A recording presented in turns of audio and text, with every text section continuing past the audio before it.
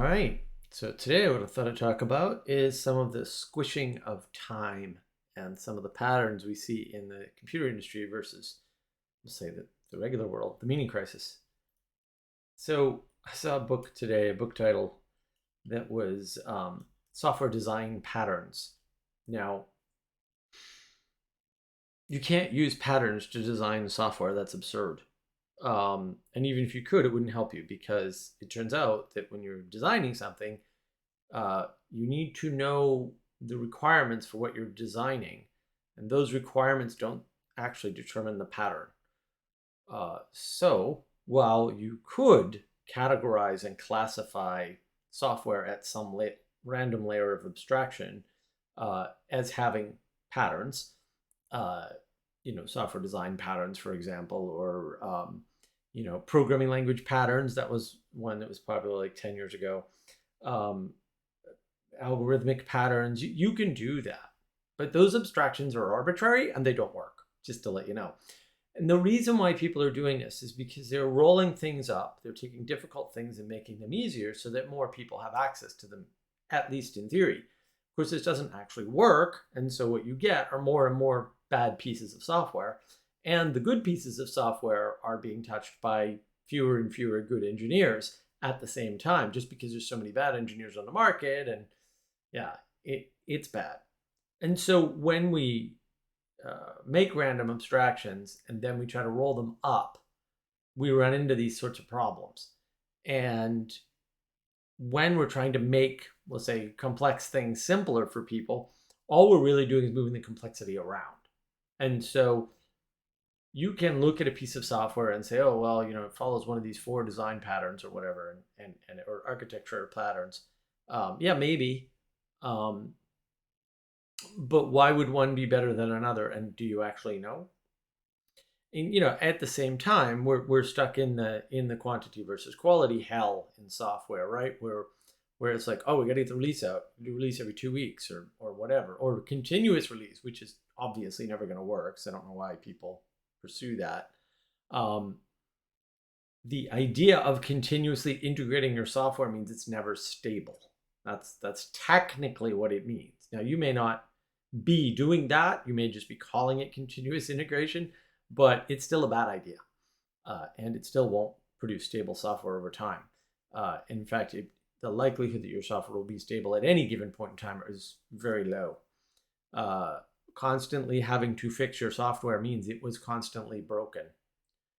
It's not that hard a concept. Like, you just don't need to do a release if your software works. Sorry, that's how release works. You don't do a release for no reason. You don't do a release because your software engineers want one. You don't do a release because you changed 4 lines of code that have no material effect on anything. You just don't do that, right? You don't do a release just to update a GUI. Like, you don't do things like that. That's insane. It's completely insane. All you're doing is increasing the odds that you'll make a mistake. And that's what happens. That's why the software's getting worse. So you can classify releases in terms of continuous or quarterly, or these are arbitrary distinctions, right? When you're basing them on time or time frame, you're doing it wrong. That's a quantity basis. You want quality software, you have to base it on the quality that you want, not the quantity of the release or the quantity of the changes or the time. Those are all quantity-based measures. So you can't get quality software out of a quantity-based measure. You can't say, oh, well, this software follows this architectural pattern, and therefore, if we change architectural patterns to that software, our software will be better. That's absurd. Their software has different requirements. It's running on different infrastructure. It's probably running at a different scale. Like, scale alone kills your architecture. Like, your architecture is largely determined by your scale. And this is part of the reason why things like, rapid application development don't work in production. Rapid application development was never designed or meant to work as a production thing. It was always meant to work as a template.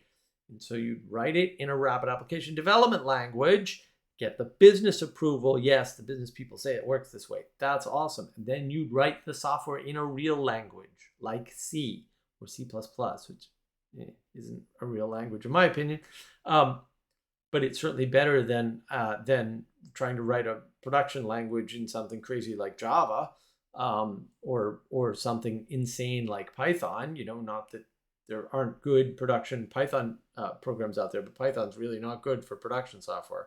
It's way too slow, for one thing. And I use Python all the time, literally all the time. I use it in production all the time for automation, not for end user large scale stuff, right? And the very fact that you would use Python in both situations means one of them's wrong. Like, you should never be using the same tool in an automation scenario that you're using for your users. Like, that's a big red flag, actually. The odds that the tool that's suited for that are zero, actually zero, right? You want your software languages to be match what your use case is. Okay, C and C++ and like Objective-C and some of those larger languages in particular, and probably even Rust, those languages are really good for handling high volume data sets, high volume calls, nice, large monolithic structures, which is actually what you want. You don't want distributed structures. They're a pain. You may want to have many monolithic structures and sort of fan out your data. And if you set up your data ingestion and your data consolidation correctly, that's not a problem. People were doing that long before any microservices or APIs or any of that stuff. That was done a long time ago. That was done in the 80s. Like, this is a solved problem, especially in a language like C. And the fact that the industry doesn't know that anymore should tell you something about the state of the industry. Like, they've lost a lot of knowledge about how to do good software development and what's possible with good software development. And the reason why is because they're trying to get more and more people to do a harder and harder job, instead of just admitting, no, there's only a few people that can do good software design. There's only a few people that can do good high-level engineering work.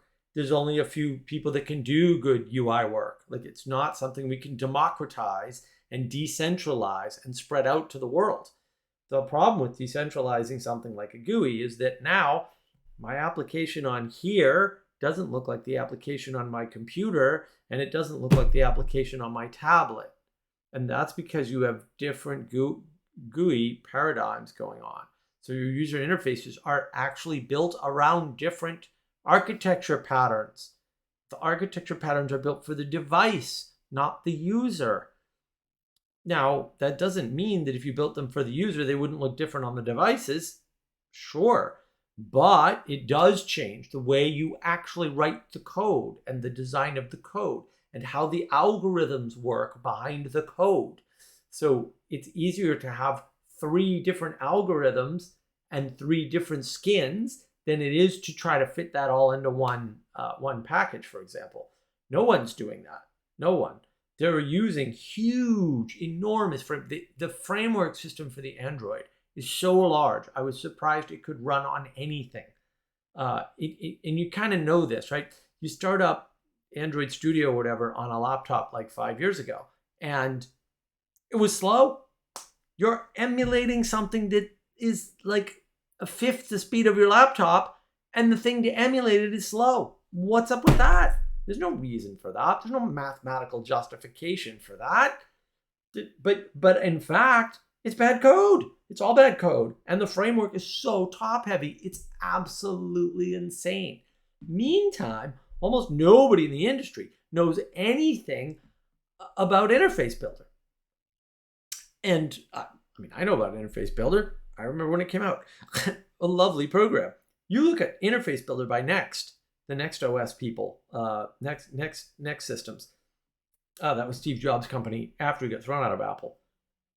That is ahead of everything we have now. Still, no one's beat Interface Builder. It is brilliant, and it is fast, and it is lightweight. It ran on like a 6840 with like nothing memory, megs, not gigs. Nowadays, you've got gigs for these GUI design things, and they run slow.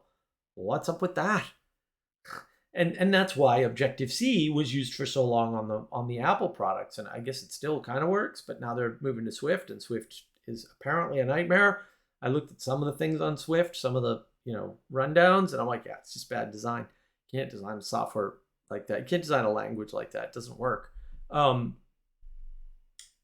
The stuff we had in the past was better. It was quicker. It was cleaner.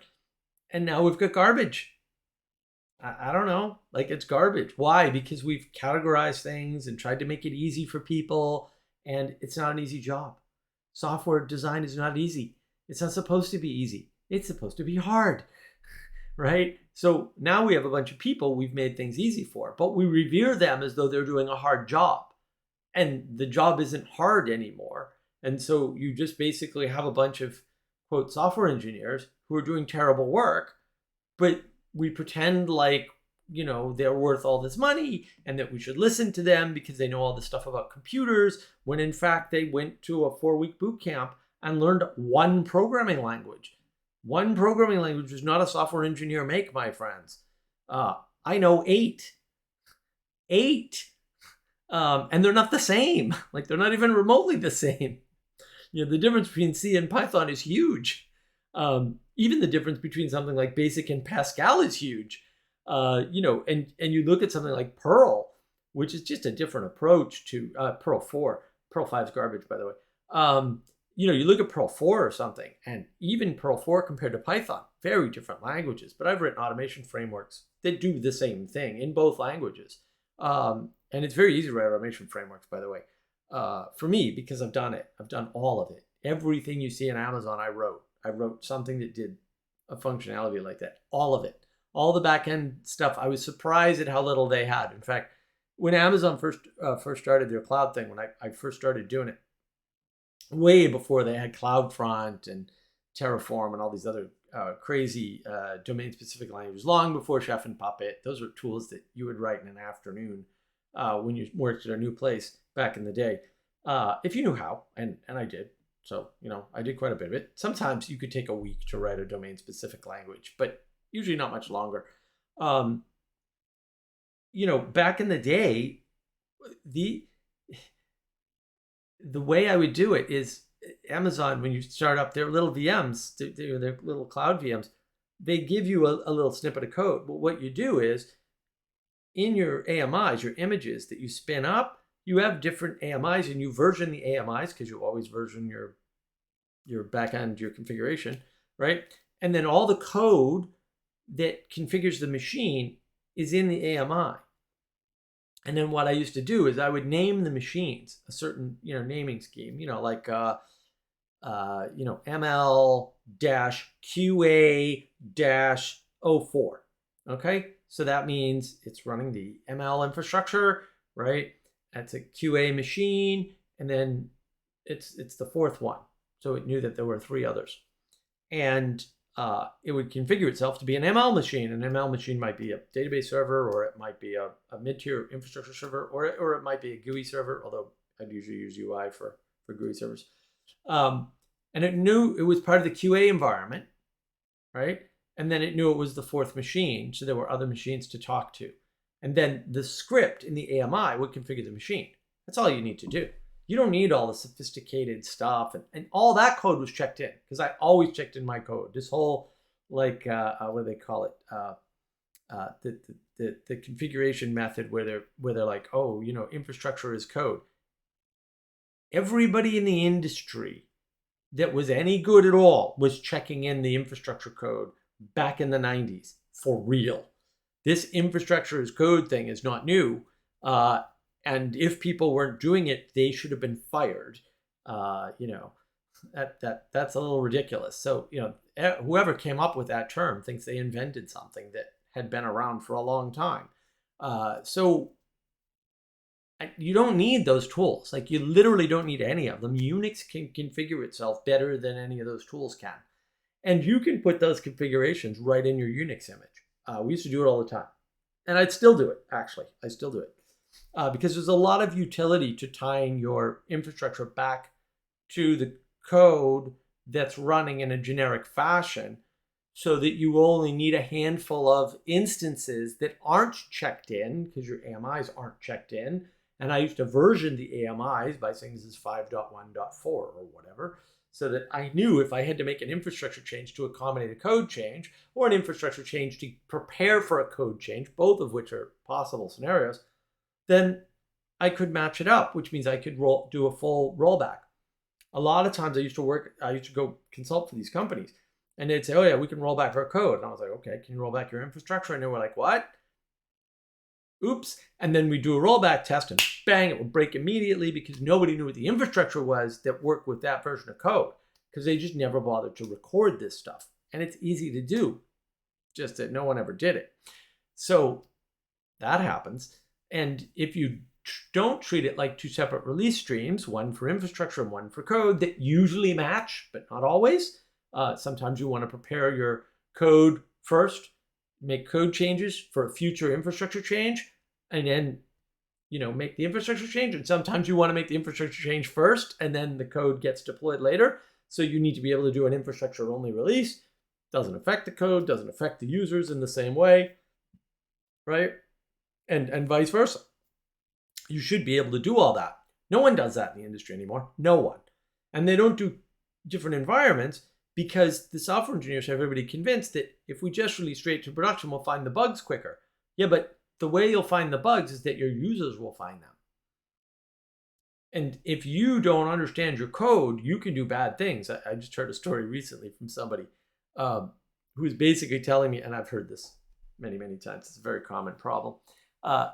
The company went out of business because they introduced a change only on a few machines, but it flipped the data bit somewhere.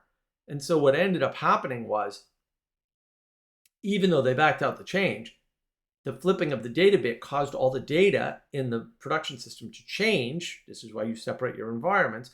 And so even though they rolled it back and not all the machines ever had the new code on them, they all failed. Or they didn't fail. The software ran fine. It just did bad things and lost the company a lot of money. And that wasn't uncommon. But this is what happens when you don't understand. You've got three things going on. You've got your code, you've got your infrastructure, and you've got your data. And those three things have to be versioned and matched. Otherwise, you're in trouble. And if you don't have a software team that understands how all of that works, A, you won't be able to test for it in QA before you release to production. And B, when there's a problem, you won't be able to find it. Because the first thing you have to do when you're identifying a problem is it a problem with the data set? Because the production data never matches QA and dev. It's not supposed to, by the way, right? Is it a problem with infrastructure? Because that's important. Or is it a problem with code? There's only three buckets, actually. And being able to determine which one it is quickly is really important. And most people can't do that at all. I'm very good at it, by the way. Thanks for asking. And people don't realize this. But that's fundamentally important to know. And it's important to know what changes your code is making to the infrastructure or how it's interacting with the infrastructure and what changes your infrastructure requires or impinges on the code, right? And it's important to know what both of those do to the data, because there are infrastructure changes like database upgrades that if you do them wrong, they can destroy your database because say you forgot to switch over in the new version of MySQL, which backend database engine it was using because the configuration file changed, because that happens, right? And the other problem with infrastructure is if you pay close enough attention to all the security problems that people have, it's almost never a code problem, almost never. And I'll tell you why, okay? If your infrastructure is set up properly, the fact that your code has a memory leak is almost certainly never going to cause a security problem. Almost certainly never. Now, there are exceptions in the cloud. They're few and far between. They're hard to take advantage of, but almost never. And people don't understand that. All these break-ins, these security problems are configuration management problems of the infrastructure. Let me tell you who knows nothing about infrastructure and cloud. Software engineers. Nothing. It's a big problem. Where did the cybersecurity industry come from? It's like 10 years old. We never had cybersecurity industry before. Cloud's older than 10 years. What happened? Security used to be handled by what we now call DevOps engineers, or systems engineers is what they used to be called. Systems engineers who tell the software engineers, don't do that. The software engineers would not be able to do that. And then the software's more secure automatically. Find another way, right? And now we just, let the software engineers do whatever they want. And then you end up with software engineers putting machines in production that have SSH enabled, with root access enabled, with a root password of password, and then some other parts of the company make a mistake and it just turns out the SSH is accessible from the internet, and they put a production machine on the internet with SSH enabled, the root password SSH enabled, which is a different mistake, and a password of password, actual PASSWORD password. And then somebody breaks into the machine and it takes them a month to find out, because you're never going to find that. You're never going to find a problem like that. It's an infrastructure problem. There's nothing wrong with the code. It's just you let software engineers determine what went into production, even when you had a DevOps group and a security group, and you bypassed at least the DevOps group. You shouldn't have done that. Like, wow. It's a real story. It actually happened at a company I worked at. These things happen. It's terrible. And that's not the first, second, or third time. You should hear what happened at Equifax. Wow, what a debacle that was. Again, let the software engineers touch stuff they know nothing about, and you're going to get security problems every single time. And all the cybersecurity analysts on the back end in the world aren't going to catch the problems, because you need to catch the problems up front before they happen, and you need to be able to build your software securely. And you can't do that if you just do what the engineers tell you every time, because they don't know how to build secure software. And maybe they shouldn't have to. But then you need the systems engineers or the DevOps engineers to tell them, no, you can't do that. There is a limitation, and you can't let software engineers into the production environment ever. If a software engineer needs to get into a production environment to fix a bug, they need to do better logging. That's what needs to happen there. Or they need to know more about the software they're writing, because they should be able to literally, because I always could when I wrote production software, although I never wrote very much of it, I could always tell you off the top of my head what it was in production. If it got to production, it had a bug that wasn't seen in QA. Because there's only one or two possibilities in production, ever. And so if your software engineers aren't good enough to know what it could be without looking at it, they shouldn't be writing code. I mean that seriously. They're not good enough to be writing production level code. That's just the way it is. You should not need access to your production environments ever. When I was DevOps engineer, first thing I did was take away their access to production. The second thing I did was take away all of their access to touch the QA machines. And I gave them log-only access. And I said, if you can't figure out what's wrong with your software by looking at the logs, you're not logging the correct thing in your software. And you need to do that anyway. So I know I'm going to force you to know what the bugs are from looking at the logs in QA. Now, does that fix the production bugs? No, but I'll tell you, it reduces them by like 90% right away. Right away. It's an instantaneous effect. Do the software engineers hate it? Oh boy, did they ever hate it. No, I want to get it on the machine and mess with the machine. Yeah, you know what happens? They mess with the QA machines. They fix something at the infrastructure level or at the individual software configuration level, and they don't tell anybody. And they don't fix it on the production machines. And then you roll the software out and it fails in production, but it passes QA. Well, that's no good. That's why I locked down the machines. I said, if you want me to release your software, and I own the release, so you have no choice, you need to give me the instructions to get that software into QA. And those instructions need to be the same for production except for the machine names. Period. That's the only way to stop this. It's the only way to ensure quality, is to have a quality gate.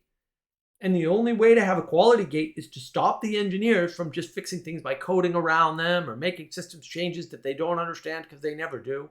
Almost never. Almost no software engineers know enough about the underlying operating system, Windows or Linux, to really make intelligent decisions, especially in the cloud. That's where it gets really difficult. And so if they don't know their software well enough to know how to write the instructions to release it, they don't know their software well enough to fix it when it breaks in production or QA. They just don't. And you need to know that. And if you don't force them into that situation, they'll never get good enough. They'll never get good enough. They'll never develop the skills. That's why constraints are important. That's why you don't squish the world down to a change in software equals a production change. That's just compressing the timeline down. You got to stop them from coding, get them to think about what they coded and how that needs to be deployed into the QA environment, how that deployment needs to be turned into a release for your production environment. You need to do that. Those constraints make software engineers better, and they make quality software, and there's no other way to do it. And that just spills over into the real world. We're constantly going, you know what? I'm just going to give you the title of CEO, and then you will be able to run a company. That's absurd. There's a reason why you have to work your way up through an organization, or at least work your way up through an industry, or through time, or through skill sets. Like, you can't just be bestowed things and expect them to work. I know we do it in software. We should stop. None of my software works. It's terrible. It's awful how just atrocious everything is. I had a website the other day just play something random for no reason. I wasn't even near the computer. And LinkedIn just started playing an ad.